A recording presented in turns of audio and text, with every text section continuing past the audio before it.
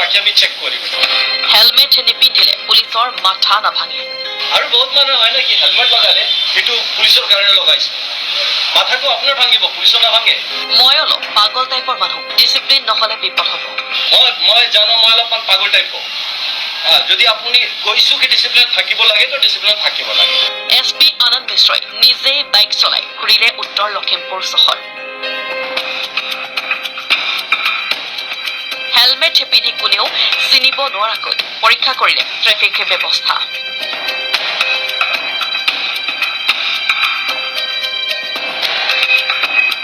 তেওঁ দেখিলে 30% আৰোহীয়ে পিন্ধা নাই হেলমেট এখন বাইকত উঠিছে 3জনকৈ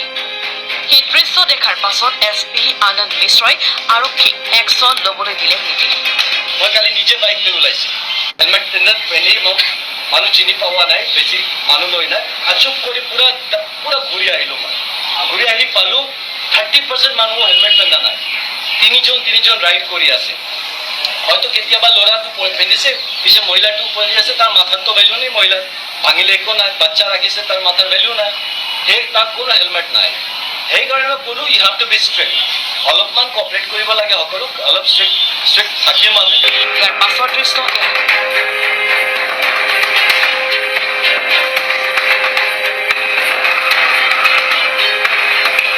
উত্তৰ লখিমপুৰ সদৰত বাইক আৰোহীসকলক উদ্দেশ্যি আনন্দ মিশ্ৰই কৈছে আইন অমান্য কৰা কোনো বাইক আৰোহীকে ৰেহাই দিয়া নহ'ব This is the final message. আজি পৰা আমাৰ স্ট্ৰিক্টনেছটো আৰু বেছি বাঢ়িব আৰু তেতিয়া আপুনি কিছিছে বুলা লীজে মই নেই ছোড়ো যে কোন মই জানো মই অলপমান পাগল টাইপ যদি আপুনি কৈছো কি ডিসিপ্লিন থাকিব লাগে তো ডিসিপ্লিন থাকিব লাগে আমি তাক দিয়ে ফোন কৰাই দিলো তাক কোৱাই দিলো আহি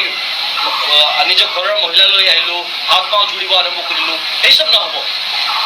ওকে ইটো you have to be discipline and that's my request অৱশ্যে প্ৰথম কাৰণে সোমবাৰে সকলো আৰোহীক জৰিমনাৰ বিনিময়ত বাইকসমূহ নিবলৈ দিয়া হয়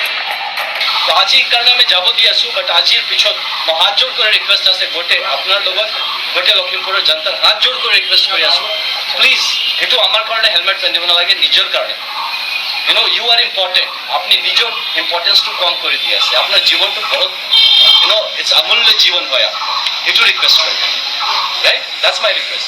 so hey ताली बजाने का नहीं गुरु hey I am not playing to the gallery मैं मतलब भाषा नहीं दे रहा हूँ मैं सच में आपका केयर करता हूँ